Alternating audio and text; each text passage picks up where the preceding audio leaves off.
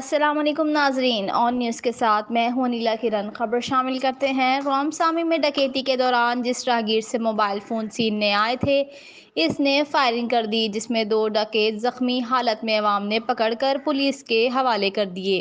डकैत अपने आप को औरंगी टाउन का रहاشी बता रहे हैं। रिपोर्ट करते हैं रिपोर्टर शेख कमाल, on news Karachi.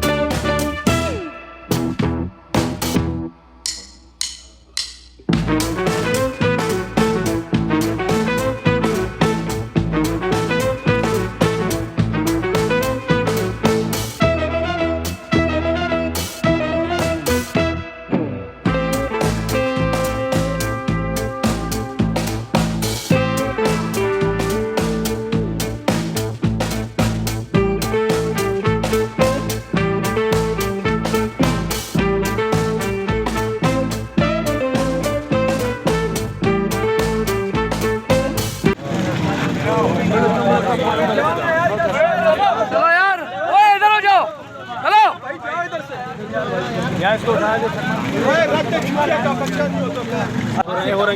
Orangi town के पठान है बड़वा बैंड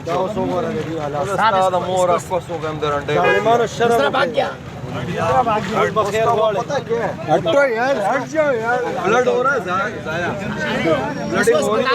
सेंटर पे अपनी गाड़ी मंगा लो 15 पे।